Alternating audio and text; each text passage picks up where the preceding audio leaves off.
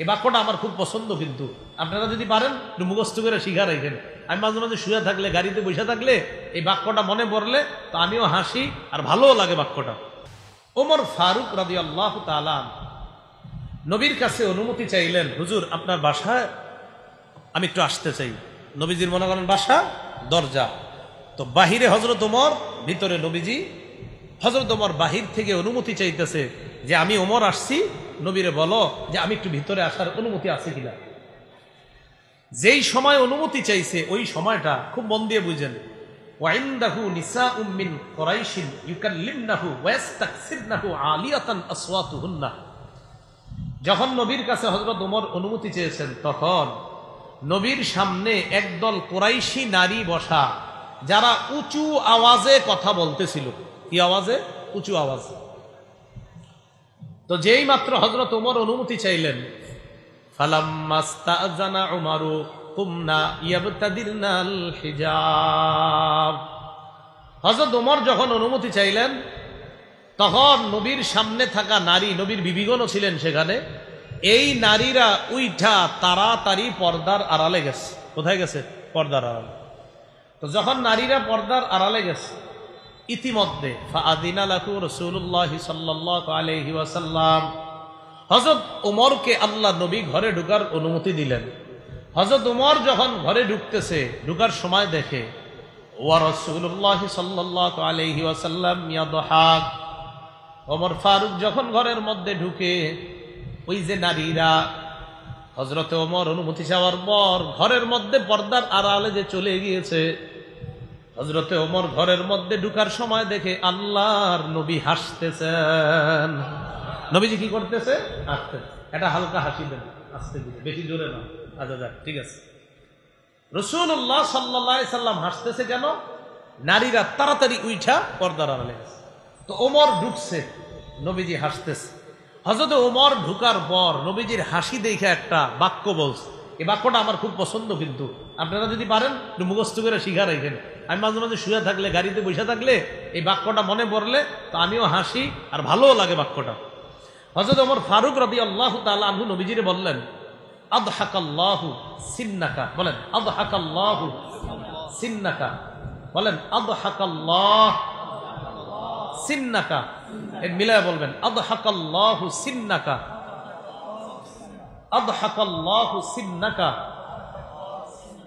হযরত ওমর বললেন আদহাকাল্লাহু সিন্নাকা ইয়া রাসূলুল্লাহ।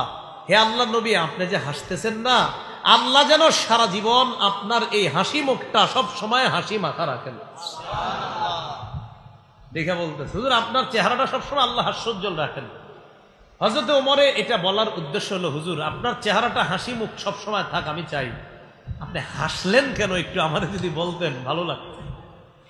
তো রাসূলুল্লাহ সাল্লাল্লাহু আলাইহি সাল্লাম বললেন, ওমর আমি হাসছি কেন জানো? আমার সামনে একদল নারী ছিল, ওই পর্দার আড়ালে আছে। যেই মাত্র ফালাম্মা সামি'না সাউতাকা, তোমার আওয়াজটা শুনছে তারা, কুমনা ইবতাদারনাল হিজাব, সবগুলা উইঠা তাড়াতাড়ি ওই যে পর্দার আড়ালে চলে গেছে ওখানে। হযরত ওমর কয়, তারপর?